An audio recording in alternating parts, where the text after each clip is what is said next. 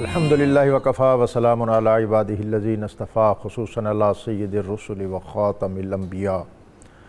آپ تلاوت کیجئے اس کتاب کی جو وحی کی گئی ہے آپ کی طرف، اور نماز صحیح ادا کیجئے، بے شک نماز منع کرتی ہے بے حیائی اور گناہ سے۔ اور واقعتاً اللہ تعالیٰ کا ذکر بہت بڑا ہے، اور اللہ جانتا ہے جو تم کرتے ہو۔ صدق اللہ العظیم۔ لفظ لفظ نور اور حرف حرف روشنی سے آراستہ نور قرآن کے ساتھ طاہر بخاری آپ سے مخاطب ہے۔ ناظرین، اللہ رب العزت کا بے پایاں فضل و احسان اور تاج دار ختمی مرتبت صلی اللہ علیہ وآلہ وسلم کی نگاہ عنایت کے آج نور قرآن کی 24ویں یہ مجلس آراستہ ہے، اور ہم 21ویں پارے کے مضامین سے آج اکتساب فیض کریں گے، جس میں بطور خاص سورۃ العنکبوت، سورۃ الروم، سورۃ اللقمان اور سورۃ السجدہ، اس کے چیدہ اور چنیدہ عنوانات، آیات اور موضوعات ہمارے زیر مطالعہ ہوں گے، جس میں بطور خاص اللہ رب العزت اپنی عالم انسانیت کو اور بطور خاص جو مکہ کے لوگ ہیں ان کو دعوت دے رہا ہے کہ تم اللہ تعالیٰ کی بنائی ہوئی چیزوں اور اس کی عطا کردہ نشانیوں میں غور و فکر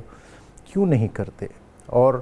پھر ان سے یہ بھی کہا جا رہا ہے کہ تم معجزے طلب کرتے ہو اور میرے بھیجے ہوئے رسول کو تم اذیت دیتے ہو اور اسلام کے خلاف طرح طرح کی سازشیں کرتے ہو۔ بلا شبہ مکہ کا ماحول اس وقت از خود تکلیف دہ، اور ان لوگوں کی جو ریشہ دوانیاں تھیں، جو سختیاں تھیں، سنگینیاں تھیں، اس حد تک تھیں کہ مکہ میں مسلمانوں کا رہنا دشوار ہو گیا اور وہاں سے لوگ ہجرت کرنے پر مجبور ہو گئے۔ اور پھر اس کے ساتھ وہ یہ بھی کہتے تھے کہ آپ سچے ہیں تو پھر ہم ایک طویل عرصے سے آپ کے ساتھ اس ترش روی کے ساتھ اور اس سنگ دلی کے ساتھ چل رہے ہیں، برتاؤ کر رہے ہیں، تو ہم پر عذاب نہیں آیا، یہ عذاب کب آئے گا؟ اللہ رب العزت نے ارشاد فرمایا کہ عذاب ایک مقررہ وقت پر آئے گا، لیکن جب ہمارا عذاب آئے گا تو پھر تم نیست و نابود ہو جاؤ گے۔ اس کے ساتھ وہ معجزے طلب کرتے کہ آپ اپنے رب سے کہیں کہ وہ کوئی ایسا معجزہ بھیجے آپ کے لیے، آپ کی تائید کے لیے، آپ کی حمایت کے لیے، کہ جس کے سبب ہم آپ پر ایمان لانے میں، آپ کو ماننے میں، آپ کو نبی اور رسول سمجھنے میں ہمیں سہولت ہو۔ تو اللہ رب العزت نے فرمایا کہ اے رسول ان کو کہہ دیجئے کہ ان کی تائید اور حمایت اس کی چنداں ضرورت نہیں ہے۔ اور جہاں تک معجزے کی بات ہے تو اللہ تعالیٰ نے جہاں جہاں اپنے انبیاء اور رسول بھیجے ان کو اس عہد کی ریکوائرمنٹ اور ضرورت کے مطابق معجزات عطا کیے۔ حضرت عیسیٰ علیہ السلام، آپ فلسطین کا یہ علاقہ تھا، اور فلسطین کا یہ علاقہ گریکس، یونانیوں کے زیر اثر تھا، اور یونانیوں کا فکر و فن اور فلسفہ آج تک دنیا میں مثال ہے، اور اس وقت اس دور میں ان کا جو سب سے بڑا فن تھا وہ میڈیکل سائنس تھی، طب تھی، کہ وہ آتے بندے کو، مریض کو دیکھ کر یہ بتا دیتے کہ اس کو کیا مرض ہے اور اس کا کیا علاج ہے۔ حضرت موسیٰ علیہ السلام کا عہد، حضرت موسیٰ علیہ السلام کا دور، آپ مصر میں تھے، اور مصر میں جادوگری یہ بہت عروج پر تھی، اور آج بھی اس چیز کے اثرات وہاں موجود ہیں۔ اللہ تعالیٰ نے حضرت موسیٰ علیہ السلام کو وہ فن اور وہ معجزہ عطا کیا کہ وہاں کے جتنے بڑے بڑے جادوگر تھے وہ سجدہ ریز ہو گئے، اور انہوں نے کہا کہ ہم موسیٰ اور ہارون کے رب پر ایمان لائے۔ اسی طرح حضرت عیسیٰ علیہ السلام کو جو معجزہ عطا کیا گیا وہ اس وقت کی جو میڈیکل سائنس تھی وہ ساری ورطہ حیرت میں تھی کہ مریض کو دیکھ کر ڈاکٹر علاج تو کرتا ہے، اور پھر جو اس کے ظاہری عوارض ہوں اس پر اس کے علاج کا اطلاق ہوتا ہے، لیکن یہ کیسا مسیح ہے کہ جو ایک پیدائشی نابینا ہے اس کو یہ ہاتھ پھیرتا ہے اور اس کی طرف توجہ کرتا ہے تو اس کی بینائی لوٹ آتی ہے، جسم کا کوڑ جاتا رہتا ہے، وہ مردوں کو زندہ کر دیتا ہے۔ اور پھر نبی اکرم رسول محتشم صلی اللہ علیہ وآلہ وسلم، اللہ تعالیٰ نے ان کو ایک تو سراپا معجزہ اس طرح بنا کے بھیجا کہ جو بھی صدق دل سے کوئی سلیم الفطرت آپ کی زیارت کرتا تو وہ بے اختیار پکار اٹھتا کہ یہ چہرہ کسی جھوٹے کا نہیں ہو سکتا، جیسا کہ عبداللہ بن سلام نے قباء کے مقام پر نبی اکرم رسول محتشم صلی اللہ علیہ وسلم کی زیارت کی تو عبداللہ بن سلام جو کہ یہودی تھے، حضرت ہارون کی نسل میں سے تھے، اور اس طبقے میں بہت سے تعصبات ان کی آنکھوں میں تھے، اور بہت سی باتیں انہوں نے آنے والے پیغمبر کے بارے میں سن رکھی تھیں،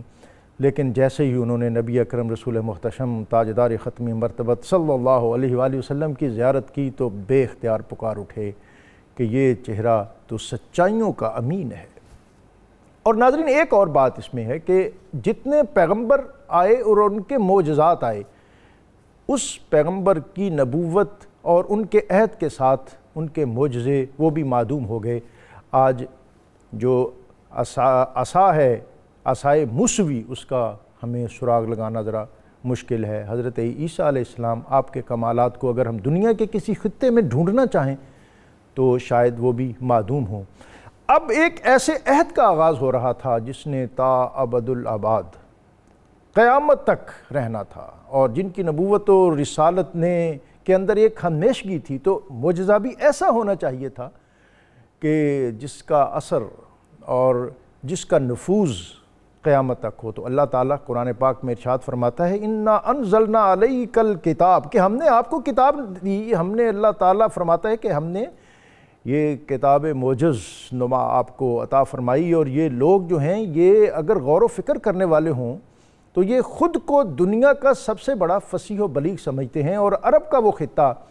اس عہد میں ان کی زبان دانی، ان کی فصاحت و بلاغت، ان کی مضمون آفرینی، وہ بات سے بات نکالتے اور چراغ سے چراغ جلاتے، ان کی مجالس سے شعر منعقد ہوتی ہیں، اور ان کے اندر جو سب سے معتبر طبقہ ہوتا وہ خطباء اور شعراء کا ہوتا، اور کسی قبیلے میں شاعر پیدا ہوتا تو ہفتوں اور کئی دنوں تک وہاں دعوتی تقریبات اس کا انعقاد ہوتا، خوشی ہوتی، اور بالعموم عرب جن موقعوں پر ایک قبیلہ دوسرے قبیلے کو مبارکباد دیتا، اس میں کسی کے ہاں بیٹا پیدا ہوتا تو لوگ مبارکباد دیتے۔ گھوڑا بہت ناپید تھا، اگر کسی اصیل گھوڑے کے ہاں بچہ پیدا ہوتا کسی قبیلے میں تو اس کو بھی مبارکباد دیتے، لیکن جو سب سے بڑھ کر ان کے ہاں خوشی کا سامان تھا وہ اس موقع پر ہوتا جب کسی قبیلے میں کسی شاعر یا کسی خطیب کا ظہور ہوتا۔ اور عرب اپنے علاوہ ساری دنیا کو عجم اور عجمی کہتے، یعنی یہ گونگے ہیں، ان کو زبان کا، ان کو شعر کا، ان کو فصاحت اور بلاغت کا اور ان باریک بینیوں کا کوئی اندازہ نہیں ہے۔ تو اس ماحول میں اللہ رب العزت قرآن پاک کا نزول فرما کر ان کو چیلنج کرتا ہے کہ تمہیں اپنی زبان دانی پر بڑا ناز ہے اور تم معجزہ طلب کرتے ہو، یہ قرآن پاک بھی ہمارا معجزہ ہے، تو پھر فاتو بصورت من مثلہ، تو اس کے مقابلے میں اپنی کوئی آیت لائیں، کچھ چند آیتیں لے آئیں، کوئی ایک صورت بنا لائیں۔ تو عرب کے وہ فصحاء اور بلغاء اور علماء اور ان کے وہ اسکالر اور ان کے وہ شعراء وہ سر بسجود ہو جاتے، گھٹنے ٹیک دیتے، اور اس میں ولید بن مغیرہ ہے اور اس طرح کے جو دیگر لوگ ہیں بڑے بڑے جو کسی نہ کسی موقع پر حاضر ہوتے نبی اکرم صلی اللہ علیہ وسلم کی خدمت میں۔ عتبہ بن ربیعہ اور ولید بن مغیرہ یہ خالد بن ولید کے والد تھے، اور عرب کے اندر بہت جانے پہچانے اور بڑے ان کے نابغہ اور جینیس تھے۔ یہ نبی اکرم صلی اللہ علیہ وسلم کی خدمت میں حاضر ہوئے، نبی اکرم صلی اللہ علیہ وسلم سے آیات بینات کی تلاوت سنی، وہ واپس اپنے قبیلے میں آئے، قوم میں آئے، تو لوگوں نے کہا کہ یہ جس مزاج اور جس رنگت اور جس لہجے کے ساتھ گیا ہوا تھا، واپس آتے ہوئے اب اس کی باڈی لینگویج مختلف ہے۔ تو انہوں نے کہا کہ میں جو کچھ سن کے آیا ہوں، اقبال کے الفاظ میں، این کتاب نیست چیزیں دیگرست، اس کو محض کتاب نہ سمجھو، اس کو شعر نہ سمجھو، یہ کچھ اور چیز ہے، اور یہ کلام اس خطے میں اور انسانیت میں ایک انقلاب برپا کر دے گا۔ اور پھر عتبہ بن ربیعہ یہ پیشکش لے کر آیا کہ محمد صلی اللہ علیہ وآلہ وسلم، آپ دولت چاہتے ہیں تو عرب کی دولت آپ کے قدموں میں ڈھیر کر دیتے ہیں، اقتدار چاہتے ہیں تو آپ کو اپنا بادشاہ مان لیتے ہیں، اور اگر آپ کسی گھرانے میں شادی کرنا چاہتے ہیں تو اس کے لیے بھی آپ جو انتخاب فرمائیں۔ نبی اکرم رسول محتشم صلی اللہ علیہ وآلہ وسلم نے ان کی جتنی یہ آفرز پیشکش تھیں ان کو ایک سمت رکھا اور سورہ حامیم سجدہ کی تلاوت فرمائی، اور پھر عتبہ بن ربیعہ وہ دم بخود ہو کر اس نے اپنی قوم کو آ کر کہا کہ ان کے راستے سے ہٹ جائیں، اگر ان کو اللہ عروج اور ارتقاء عطا کرے گا، جو کہ یقیناً کرے گا، تو یہ ہماری ہی قوم کے ہوں گے، ابو جہل نے ان کا مذاق اڑایا، اور یہ ماحول ہے سارا جس میں یہ چاروں مکی صورتیں یہ نازل ہو رہی ہیں، اور ان کے مضامین سے اکتساب فیض کریں گے۔ اور ہمیشہ کی طرح ہمارے ساتھ بہت معتبر علماء مفتی خلیل احمد یوسفی صاحب، آپ ان کو جانتے ہیں، گزشتہ کئی پروگرامز میں ہمارے ساتھ ہیں۔ ہمارے ساتھ آج ہمارے دوسرے مہمان ہیں مفتی دل محمد چشتی، درسیات کے بڑے پختہ عالم استاد، اور پاکستان وطن عزیز کی ایک نامور جامعہ اس میں تدریس کے فرائض سر انجام دیتے ہیں۔ اور اللہ رب العزت کی بارگاہ میں حمد کا نذرانہ پیش کرنے کے لیے آج ہمارے ساتھ موجود ہوں گے قاری عبد الرحمن نظامی۔ میں ان تمام مہمانوں کو خوش آمدید کہتے ہوئے آج کا اسم مبارک الرحیم، الرحیم نہایت رحم والا، اس اسم خاص کی برکت یہ ہے کہ جو شخص کثرت کے ساتھ اس کا ورد کرے، اللہ تعالیٰ اس کی شقاوت اور سختی اس دور کر دیتا ہے اور اس کو محفوظ رکھتا ہے آفات و بلیات سے۔ اللہ تعالیٰ ہم سب کو ہمارے دلوں کی سختی دور کرے اور نرمی اور گداز عطا کرے۔ حضرت مفتی صاحب، آج کے مضامین، اور ہم سورہ عنکبوت کے کچھ مضامین کا کل مطالعہ کر چکے تھے، اور آج بھی اس کا ایک اہم آیت نمبر 62، اللہ یبسط الرزق لمن یشاء من عبادہ ویقدر لہ، اللہ کشادہ کرتا ہے رزق کو اور تنگ بھی کر دیتا ہے جہاں چاہتا ہے۔ مخلوق کے درمیان رزق برابر نہ ہونے کی حکمتیں جناب۔ بسم اللہ الرحمن الرحیم، الصلاۃ والسلام علیکہ یا سیدی یا رسول اللہ۔ بہت خوبصورت ابتدائیہ تھا، اور آپ نے قبلہ کا تعارف کروایا۔ میں بھی اپنی خوش قسمتی سمجھتا ہوں، شروع درسیات سے لے کے آخر تک یہ میرے استاد گرامی ہیں، تو میں اپنے لیے اعزاز سمجھتا ہوں کہ اپنے استاد گرامی کے ساتھ بیٹھ کے گفتگو کا اللہ تعالیٰ نے موقع عطا فرمایا۔ ہم بھی اپنے پروگرام جس میں یہ تشریف لاتے ہیں اتنا ہی اپنے آپ کو پھر ہم معتبر سمجھتے ہیں جس میں یہ بیٹھے ہیں۔ ماشاء اللہ۔ قبلہ، سب سے پہلی بات تو یہ ہے کہ رزق کا قرآن مجید میں مفہوم بڑا وسیع ہے۔ رزق صرف روٹی اور پانی کا نام نہیں ہے، بلکہ مال، اولاد، بیویاں، کاروبار، زمینیں، کھیت کھلیان، یہ سب رزق میں آتا ہے۔ عزت، منصب۔ جی بالکل۔ اللہ تبارک و تعالیٰ جس کے لیے چاہتا ہے رزق میں اضافہ فرما دیتا ہے، اور جس کے لیے چاہتا ہے رزق میں کمی کر دیتا ہے۔ یہ جو درجات کی اونچائی ہے، اللہ تعالیٰ جل جلالہ اس کے بارے میں سورہ شورا کی آیت نمبر 27 میں فرماتا ہے کہ اگر یہ لوگوں کے درمیان میں فرق نہ ہوتا اور سب کے درمیان ایک ہی جیسا رزق ہوتا اور سب برابر ہوتے، لبغوا فی الارض، تو زمین میں بغاوت ہو جاتی۔ زمین کے نظام کو صحیح چلانے کے لیے کچھ امیر، کچھ غریب، کسی کو قلت، کسی کو کثرت عطا فرمائی۔ حضور صلی اللہ تعالیٰ علیہ وسلم خود ذاتی طور پر ساری کائنات کے مالک ہیں، لیکن اس کے باوجود دونوں زندگیوں کے حصے آپ نے گزارے، تاکہ اگر کسی کے پاس مال کی قلت ہو تو وہ 2-2 3 دن بھوکھا رہے تو اس کا بھوکھا رہنا بھی میری سنت بن جائے، اگر وہ کھانا کھائے تو اس کا کھانا کھانا بھی میری سنت بن جائے۔ پھر اپنی ازواج کے ساتھ بھی ایسا ماحول گزارا کہ بسا اوقات سیدہ عائشہ صدیقہ رضی اللہ تعالیٰ عنہ فرماتی تھی کہ کھانا نہیں ہوتا تھا، بسا اوقات وافر بھی ہوتا تھا۔ تو دونوں طبقات کو سنت کے ساتھ وابستہ رکھنے کے لیے اللہ تعالیٰ نے اپنے محبوب صلی اللہ علیہ وسلم کے گھر میں بھی یہ سارا ماحول رکھا۔ سبحان۔ دوسری بات، حضور صلی اللہ تعالیٰ علیہ وسلم کی حدیث کے راوی حضرت سیدنا ابو ہریرہ رضی اللہ تعالیٰ عنہ ہیں۔ آپ فرماتے ہیں نبی صلی اللہ تعالیٰ علیہ وسلم نے فرمایا، اللہ تعالیٰ نے بعض مومنوں کو اس درجے میں رکھا ہے کہ ان کو رزق وافر دیا، اگر ان کے رزق میں کمی کرے تو ان کے ایمان سے ہٹ جانے کا خطرہ ہے، اور بعضوں کو اللہ تعالیٰ نے رزق کم دیا اس لیے کہ اگر ان کو رزق کثیر عطا فرمائے گا تو ان کے فتنہ و فساد میں مبتلا ہو جانے کا خدشہ۔ تو جس کو اللہ تعالیٰ نے جتنا بھی رزق عطا فرمایا اس کے ایمان کی صورتحال کے لیے وہ بہترین تھا۔ سبحان اللہ۔ حضرت انس رضی اللہ تعالیٰ عنہ کی حدیث ہے، صاحب مشکات نے اس کو حضرت ابو ہریرہ ہی کے حوالے سے لکھا ہے۔ نبی صلی اللہ تعالیٰ علیہ وسلم نے فرمایا، کون ہے جو مجھ سے کچھ باتیں سیکھے پھر آگے سکھائے؟ تو حضرت ابو ہریرہ رضی اللہ تعالیٰ عنہ عرض کرتے ہیں، حضور میں تیار ہوں۔ تو نبی صلی اللہ تعالیٰ علیہ وسلم نے فرمایا، مجھے پتا تھا یہ باتیں سیکھنے کے لیے آپ ہی پہل کریں۔ سبحان اللہ۔ اس میں حضور پاک صلی اللہ علیہ وسلم نے 5 باتوں کی طرف اشارہ فرمایا، اللہ کی حرام کی ہوئی چیزوں سے بچو، سب سے بڑے عبادت گزار ہو جاؤ۔ سبحان اللہ۔ معنی یہ ہے کہ ساری رات عبادت کرنے سے عبادت گزار نہیں ہے، بلکہ حرام کو چھوڑ دینے سے آپ عبادت گزار۔ اور سب سے بڑا امتحان بھی یہی ہے، جی بالکل، کہ آدمی کی دسترس میں ہو اور پھر خود کو محفوظ رکھے۔ ہمارے استاد گرامی اس میں ایک جملہ ارشاد فرمایا کرتے تھے کہ یہ نہیں کہنا چاہیے کہ یا اللہ مجھے گناہ سے بچا، کہنا چاہیے یا اللہ مجھے گناہوں کے مواقع سے بچا۔ اللہ، کہ جب انسان کو مواقع ملتے ہیں وہاں بچنا اصل میں کمال اور تقوی کی بات ہوتی۔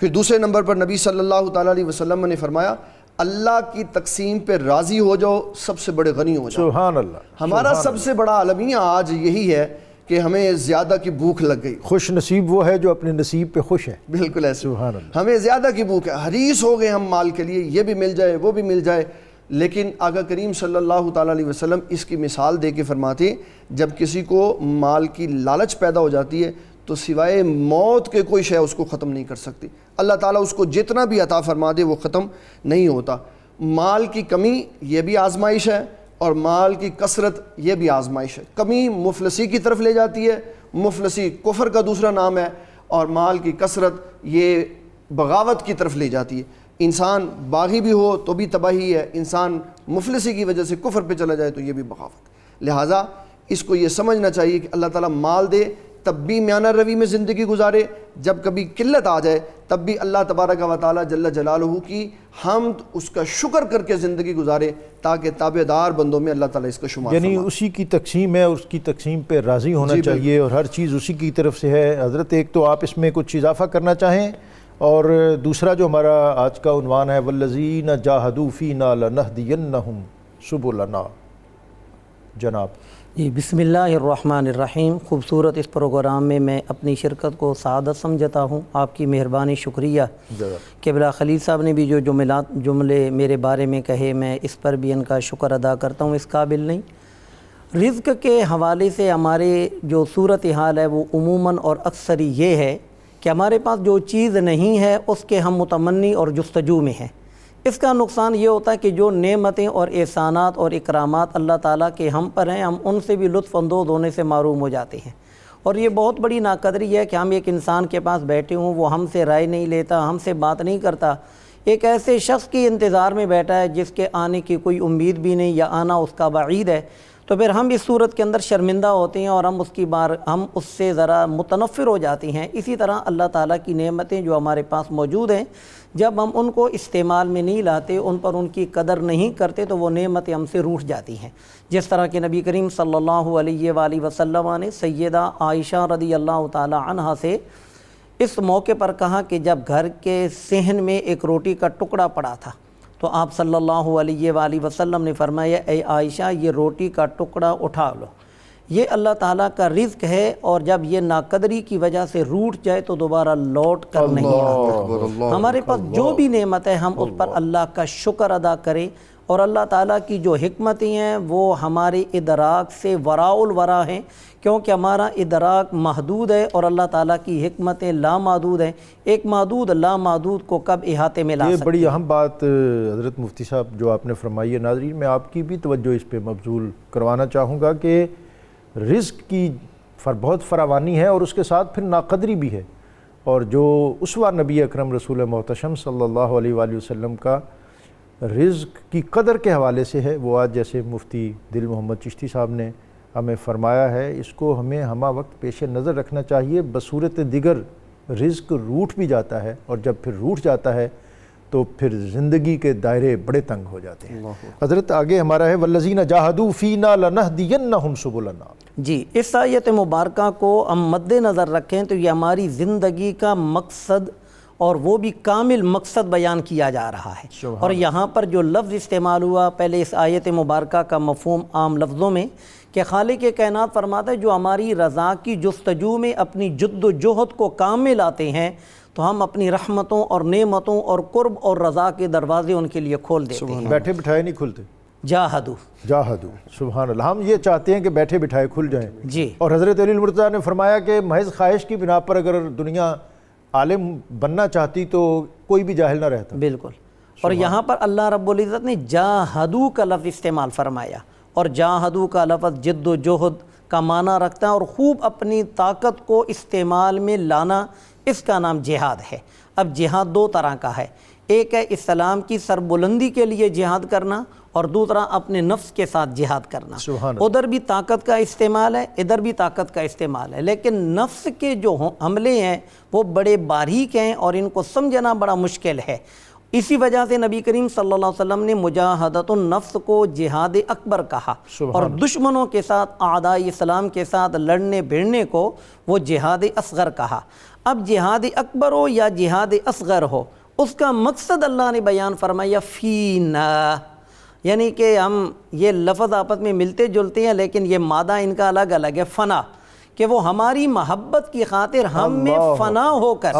وہ اللہ تعالیٰ کی ذات اقدس میں فنا ہو کر وہ اپنے نفس کے ساتھ جہاد کرے، اعداء اسلام کے ساتھ جہاد کرے۔ تو آگے جو لَنَهْدِيَنَّهُمْ یہ قسمیہ انداز ہے، تاکیدی انداز ہے، لام بھی تاکید کے لیے، آخر میں نون کی جو تشدید ہے یہ بھی تاکید کا معنی دیتی ہے، نون بما تشدید، جس کا معنی یہ کہ ہم یہ وعدہ ہی صرف نہیں کرتے بلکہ ہم قسم اٹھا کر کہتے ہیں کہ اپنی عزت و جلال کی ہمیں قسم ہے کہ ہم اپنے تمام دروازے، اب سبلنا یہ جمع کا لفظ ہے، اور جب جمع کا لفظ اضافت کے ساتھ استعمال ہو تو یہ تمام کو گھیرے میں لے لیتا ہے، استغراق کا معنی دیتا ہے، جس کا مطلب یہ کہ ہمارا کوئی راستہ ایسا نہیں ہوگا جو اس کے لیے بند ہوگا، ہم اپنے تمام دروازے اس کے لیے کھول لیں گے۔ اور آخر میں جو فرمایا وَإِنَّ اللَّهَ لَمَعَ الْمُحْسِنِينَ، یہاں پر بھی تاکیدیں بہت زیادہ ہیں، لیکن یہاں اللہ نے ارشاد فرمایا کہ میری معیت محسن لوگوں کو حاصل ہوگی۔ اب محسن کا معنی، احسان کا معنی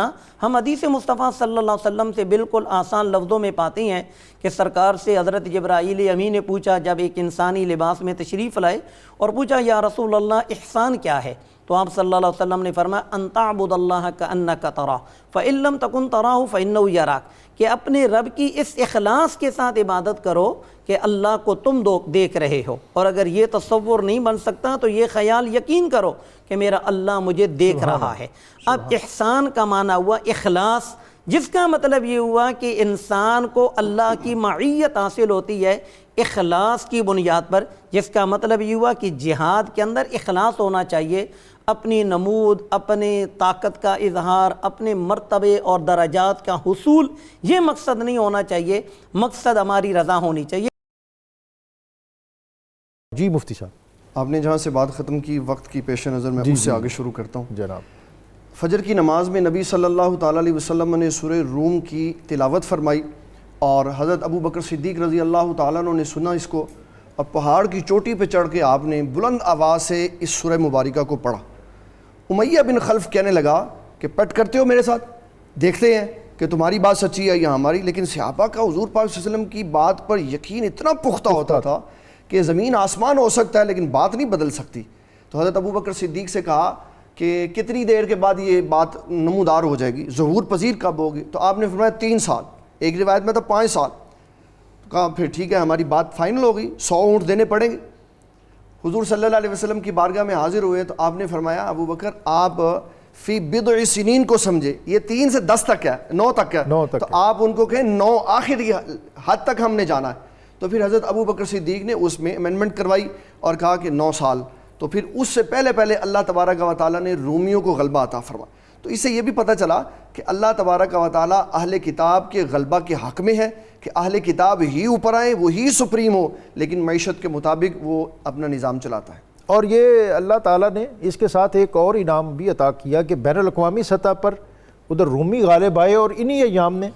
ایام کے اندر بدر کا معرکہ ہوا، اور مسلمانوں کو ایک تو ظاہری طور پر فتح بدر والی نصیب ہوئی، اور دوسری ان کو فکری اعتبار سے جو ذہنی حوالے سے ان کو شکست خوردہ سمجھا جاتا تھا اس اعتبار سے بھی فتح نصیب ہوئی۔ تو اب اللہ تعالیٰ نے بین الاقوامی سطح پر جو کی جانے والی پیشین گوئی ہے اس کی چونکہ اہمیت بھی بہت زیادہ ہوتی ہے۔ جی بالکل، قرآن مجید کی پیشن گوئیاں یہ قرآن مجید کے موجود ہونے کی سب سے بڑی دلیل ہیں، اور یہ ہمارے پیارے نبی صلی اللہ علیہ وسلم کی صداقت کی روشن اور بین دلیل ہے۔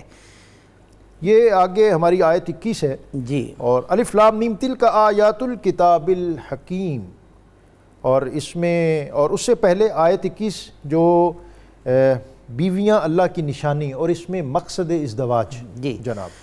اس کے اندر اللہ کریم نے مقصد ازدواج یا شادی کا جو حکمت ہے اس کو اللہ تعالیٰ نے بیان فرماتے ہوئے فرمایا لِتَسْكُنُوا إِلَيْهَا۔ سبحان، اس کا مطلب یہ ہوا کہ شادی کا مقصد سکون ہے،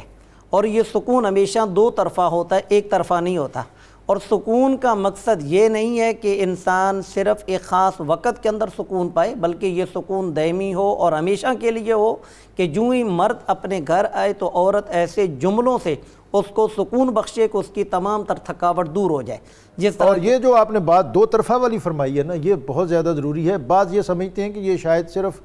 عورت اور خاتون خانہ کا ہی جی میں اس حوالے سے یہ بات ذکر کر دیتا ہوں کہ نبی کریم صلی اللہ علیہ وسلم نے ارشاد فرمایا کہ کمینے لوگ بیویوں پر غالب آ جاتے ہیں، اللہ، اور جو کریم لوگ ہوتے ہیں ان کی بیویاں ان پر غالب آ جاتی ہیں. سبحان اللہ. تو رسول اللہ صلی اللہ علیہ وسلم نے فرمایا کہ میں کریم ہی رہوں گا اور کریم رہنا ہی مجھے پسند ہے. بڑا مشکل ہے ہمارے اس معاشرے میں اس بات کو آگے لے کے لیکن ہر ایک کو اللہ تعالیٰ نے دونوں کے لیے ایک حقوق اور حدود معین فرما دی ہیں. ہمیں ایک آیت مبارکہ یاد رکھنی چاہیے کہ اللہ تعالیٰ نے فرمایا تلک حدود اللہ ومن یتعد حدود اللہ فاولئک هم الظالمون. جو اپنی حدوں سے نکلتا ہے تو وہ پھر اپنا ہی نقصان کرتا ہے، دوسرے کا نقصان نہیں کرتا. یہاں خالق کائنات نے جو ایک خوبصورت نعمت ذکر کی ہے وہ ہے وَجَعَلَ بَيْنَكُمْ مَوَدَّةً وَرَحْمَةً. بسا اوقات ایسے دو مرد و زن میں شادی اور نکاح کا بندھن بنتا ہے کہ جن کا پہلے کوئی خاندانی تعلق نہیں ہوتا، کوئی علاقائی بھی تعلق نہیں ہوتا، لیکن شادی کی وجہ سے اللہ تعالیٰ ان کے درمیان ایک تو محبت رکھ دیتا ہے اور دوسرا رحمت. اور رحمت کا مطلب ہے ایک دوسرے کا احساس. اور جوں یہ وقت گزرتا جاتا ہے یہ محبت اور رحمت کے جذبات بڑھتے چلے جاتی ہیں. لیکن یہاں پر ہمارے ایک مفسر ہیں وہ یہ فرماتی ہیں کہ جس شادی کے اندر مودت اور رحمت کا سلسلہ نہ بنے یا ختم ہو جائے تو پھر وہ وہاں پر علیحدگی ہی بہتر ہے، کہ وہاں پر اکٹھے رہ کر گناہ ہی ہے کہ جب ایک دوسرے کا احساس نہیں، ایک دوسرے سے محبت نہیں. لیکن اس کے آخر میں اللہ نے فرمایا لآیات لقوم یتفکرون. اس نعمت کے اندر تفکر کرو گے تو تمہیں اس نعمت کی قدر تمہیں معلوم ہوگی. ہمارے پاکستانی معاشرے کے اندر یا ہمارے اس علاقے کے لوگوں میں ایک عجیب سی صورتحال ہے کہ بالخصوص جو دونوں خاندان آپس میں ملتے ہیں تو شادی کے بعد وہاں پر دونوں میں کھینچا تانی بڑھ جاتی ہے. سسرال کا لفظ یا سالے کا لفظ یہ تو ایک بطور غلط استعمال کیا جاتا ہے، گالی کے طور پر. وہاں لوگ سنبھل جاتے ہیں. جی جبکہ اللہ تعالیٰ نے قرآن مجید میں ارشاد فرمایا کہ فَجَعَلَهُ نَسَبًا وَسِحْرًا،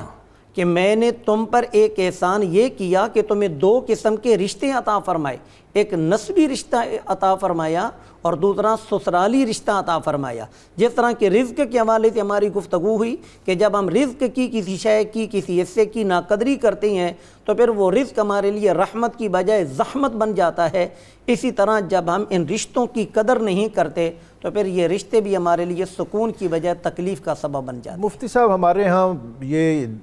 بالکل ایسے ہی ہے جیسے آپ نے فرمایا کہ ہمارا دین جو ہے وہ تو یہی چاہتا ہے کہ مضبوط فیملی سسٹم ہو جس کے اندر ایک خوش کن ماحول ہو، اور جب شوہر اور آدمی باہر کے تھکے ماندے ماحول سے گھر واپس آئے تو اس کی آنکھیں ٹھنڈی ہوں اور اس کا دل قرار پائے. لیکن اس کی میں سمجھتا ہوں، میرا خیال ہے کہ شاید ہم اس طرح جب بیٹی کو گھر سے رخصت کرتے ہیں، میں نے عربوں کے زمانہ قبل از اسلام کے بھی بہت سے ایسے پند و نصائح پڑھے ہیں کہ جو اس عہد کی خواتین اپنی بیٹیوں کو گھر سے رخصت کرتی تھی تو ان کو جاتے ہوئے تلقین کرتی تھیں. اور لیکن ہمارے ہاں بہت کم ہے کہ ہم یہ کہیں کہ قرۃ اعین، کہ تو نے اپنے شوہر کی آنکھوں کی ٹھنڈک بننا ہے، یا والد یہ دعا کرے کہ یا اللہ میری بیٹی کو اپنے شوہر کی آنکھوں کی ٹھنڈک بنانا. کچھ ہندی معاشرہ، کچھ یہاں کے حجابات ایسے ہیں، لیکن یہ بات آپ کی بہت اہم ہے کہ ہمیں ان چیزوں کی طرف توجہ دینی چاہیے. خاتون خانہ کا صرف یہی کام نہیں ہے کہ شوہر تھکا ماندہ گھر آئے تو اس کے آتے ہی پھر ایک اور فرمائشی فہرست جو ہے وہ اس کے ہاتھ میں تھما دے. اس کے آرام کا، اس کی آسائش کا، اس کی ضروریات کا وہ خیال رکھے. اور پھر اسی طرح بہت سی چیزیں خاوند کے ذمے ہیں کہ وہ اپنے اہلیہ کا، بچوں کا، اپنے گھر کا، ان کی ناموس کا، ان کی ضروریات کا خیال رکھے. باتیں بہت زیادہ ہے، وقت بہت کم ہے. سورہ لقمان شروع ہو رہی ہے حضرت، اس کا تعارف تلک آیات الکتاب الحکیم. سورۃ لقمان حضرت سیدنا لقمان علیہ السلام کے نام سے موسوم ہے، جس میں واضح و نصیحت کا بہت بڑا پہلو ہے. خبر غد، علوم خمسہ اس کے اندر موجود ہیں، اور سب سے بڑی شے اس کے اندر یہ ہے کہ حضرت لقمان علیہ السلام نے اپنے بیٹے کو واعظ فرمایا، جو کائنات کے سارے باپوں کی ذمہ داری ہے کہ اپنے بیٹوں کو واعظ کرے. مفسرین نے لکھا وہ واعظ تو تب کرے نا خود رائے راست پہ ہوں تو. مفسرین نے لکھا کہ حضرت سیدنا لقمان علیہ السلام اپنے بیٹے کو اور بیوی کو واعظ اس لیے کرتے تھے کہ شروع میں وہ مسلمان نہیں تھے، تو آپ کے آہستہ آہستہ واعظ سے اللہ تعالیٰ نے ان کو اسلام کی دولت عطا فرمائی۔ سبحان اللہ۔ اور حضرت لقمان علیہ السلام کو جو حکمت عطا فرمائی، حضرت ابو ہریرہ اس حدیث کے راوی ہیں، رسول اللہ صلی اللہ تعالیٰ علیہ وسلم سے پوچھا گیا، یا رسول اللہ صلی اللہ تعالیٰ علیہ وسلم، حضرت لقمان علیہ السلام کو حکمت اللہ نے کس بنیاد پہ عطا فرمائی؟ تو فرمایا ایک ہی شے پیچھے ہے، حضرت لقمان علیہ السلام سچ بولتے تھے اور سچ پہ عمل کرتے تھے۔ سبحان اللہ، سبحان آج بھی اللہ تعالیٰ سچے کو حکمت عطا فرما سکتا سبحان اور فرما دیتا۔ حضرت لقمان علیہ السلام کا جو انداز گفتگو اپنے بیٹے کے ساتھ ہے وہ بڑا بے مثال ہے۔ حالانکہ کافر تھا، کوئی زجر و توبیخ نہیں کی، کوئی جھڑکا نہیں، بڑے پولائٹ انداز میں فرمایا یا بنیا، اے میرے بیٹے، لا تشرک باللہ، شرک نہ کر، ان شرک لظلم عظیم، شرک ظلم عظیم۔ پھر آج ہمارے اس دور کی سب سے بڑی ضرورت انہوں نے اپنے بیٹے کو بتائی کہ میں جب رات تنہائی میں چلا جاتا ہوں نا تو میں موبائل پہ جو چاہے وہ استعمال کروں، کیونکہ میرے دل میں یہ ہے اب مجھے کوئی نہیں دیکھ رہا۔ حضرت لقمان علیہ السلام نے کہا یا بنی انہا ان تک مثقال حبۃ من خردل فتکن فی صخرۃ او فی السماوات او فی الارض یأتی بها اللہ۔ فرمایا میرے بیٹے، اگر تو نے گناہ رائی کے دانے کے برابر کیا،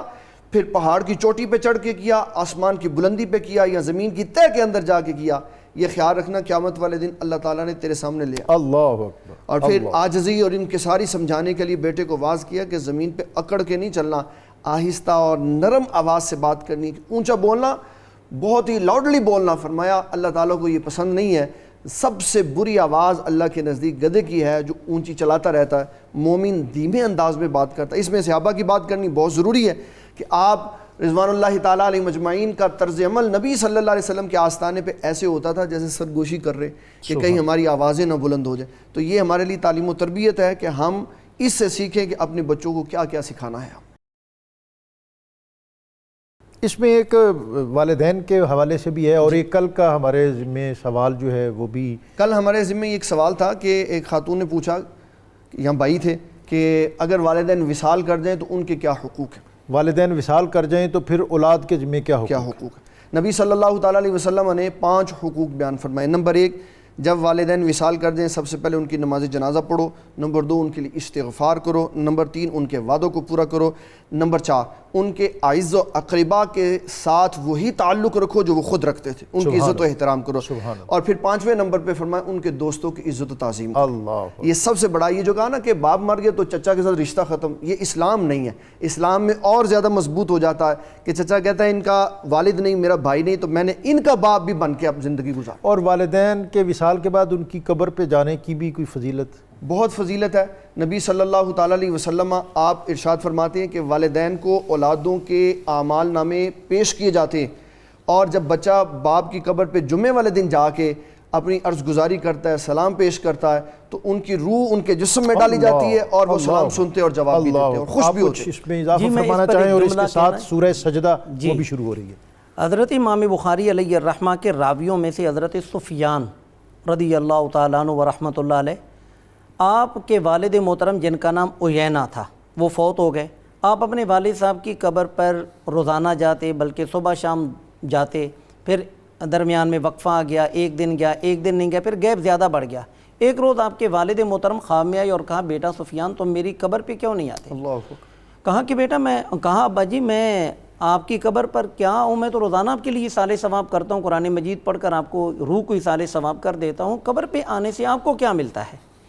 تو انہوں نے کہا کہ بیٹا جب تم میری قبر پہ آتے ہو تو قبر پر جتنی دیر تم ٹھہرے رہتے ہو، بیٹھے رہتے ہو، وہ مجھ سے کوئی پوچھے کہ مجھے کتنا سکون اور راحت و قرار ملتا ہے۔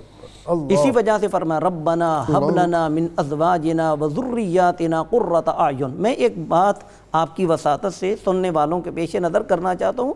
کہ ماں باپ کے فوت ہونے کے بعد ہمیں ایسا اپنا کردار زندگی کا بنانا چاہیے کہ جب ہم ان کی قبروں پہ جائیں تو ہمارے کردار کو دیکھ کر ان کی آنکھوں کو ٹھنڈک نصیب ہو، اور یہ دعا پوری ہو ربنا ہب لنا من ازواجنا وذریاتنا قرۃ اعین۔ آپ نے جو سورہ سجدہ کے مضامین کے حوالے سے کہا تو میں آپ کی وساطت سے یہ عرض کروں گا کہ یہ سورہ سجدہ کے جو مضامین ہیں یہ یوں معلوم ہوتا ہے کہ جس طرح نبی کریم صلی اللہ علیہ وسلم کے مکی دور کا درمیانی حصہ ہے، کیونکہ مکہ کے کافروں کے 3 سب سے بڑے اعتراضات تھے۔ ایک تو وہ یہ تھا کہ وہ اللہ کو وحدہ لا شریک نہیں مانتے تھے، اور دوسرا یہ کہ وہ یہ کہتے تھے کہ قیامت کب آنی ہے، قیامت کب آنی ہے۔ یہ قیامت کا پروپیگنڈا کر کے تو رسول اللہ صلی اللہ علیہ وسلم کے دین کو تکلیف پہنچاتے، بلکہ سرکار کے دل کو بھی آزردہ خاطر کرتے۔ اور تیسرا وہ یہ کرتے تھے کہ جب ہم مر کر مٹی ہو جائیں گے، ہماری ہڈیاں ہو جائیں گی، تو پھر ہمیں کیسے زندہ کیا جائے گا۔ تو اس سورہ مبارکہ میں خاص طور پر ان تین پہلوؤں کو اجاگر کیا گیا کہ اللہ کو وحدہ لا شریک مانو، قیامت ضرور برپا ہونی اور مرنے کے بعد ضرور تمہیں زندہ کیا جائے گا، اور رب العالمین کی بارگاہ میں تمہیں حاضر جوابی کے لیے پیش کیا جائے۔ بہت شکریہ، میں دونوں علماء کا بہت شکر گزار ہوں، انہوں نے بڑی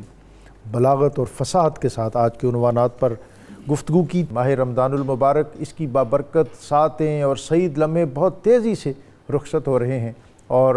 یہ جو چند ایام باقی ہیں اس میں طاق راتیں ہیں، اس میں جیسے نبی اکرم صلی اللہ علیہ وآلہ وسلم کے بارے میں کہ آخری عشرے میں کمر کس لیتے تھے، آئیں ہم اپنی ساری طاقت اور قوت کو مجتمع کرتے ہوئے اس کی بارگاہ میں حاضر ہو جائیں، دوسرے جو معاشرتی اور ہماری سماجی مصروفیت ہے اس کو ترک کر دیں، کم کر دیں، اور اس کے در پر خود کو ڈھیر کر دیں۔ میں مفتی صاحبان دونوں کا شکر گزار ہوں، اور آج کا وظیفہ جو شخص نماز کے ہر فرض نماز کے بعد اول آخر درود پاک کے ساتھ 41 مرتبہ یا رحیم پڑھ کر اپنے آپ پر دم کرے، اللہ تعالیٰ اس کے دل کی تنگی کو دور کر دیتا ہے اور عبادت میں ذوق فراواں کرتا ہے۔ عبد الرحمن نظامی صاحب۔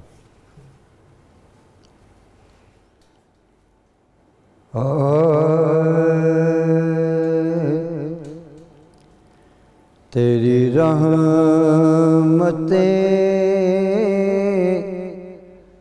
تو ہے بے بہا، اے میرے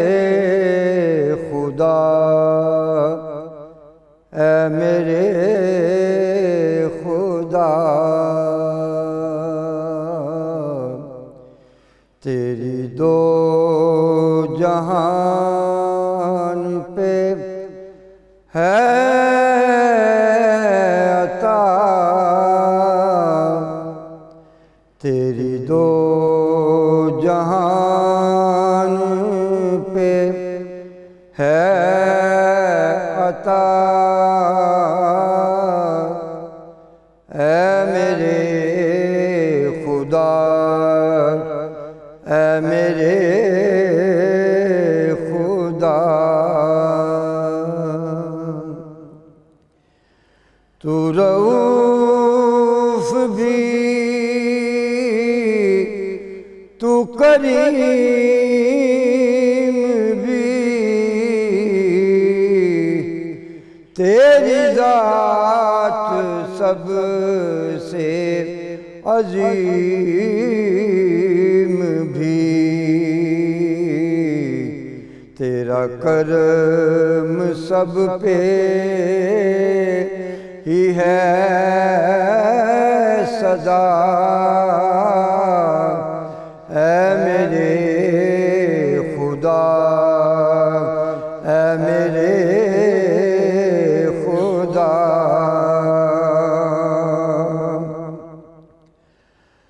سب چاند تارے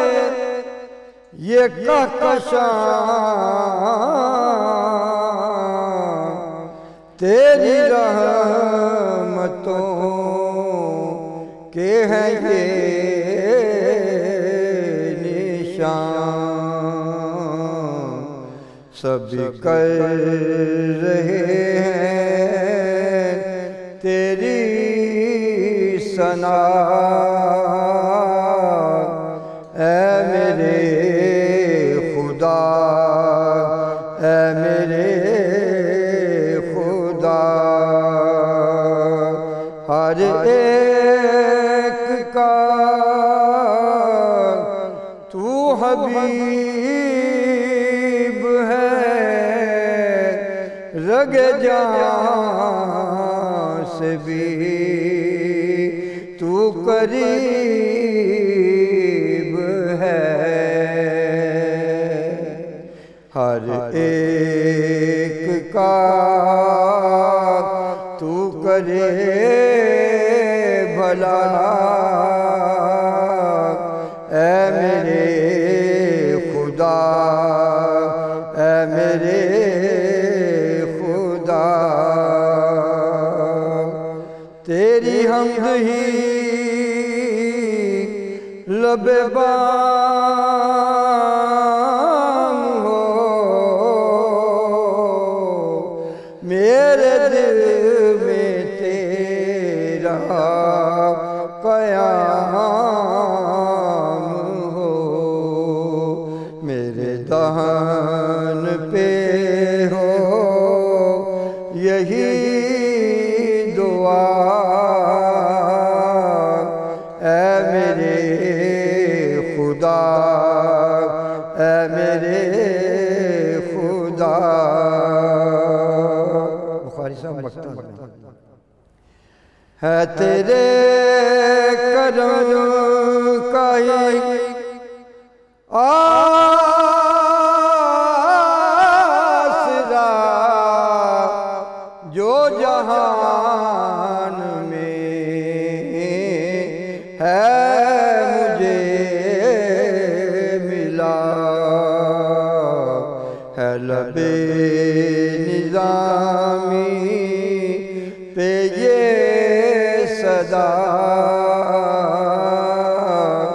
اے میرے خدا، اے میرے خدا، تیری رحمتیں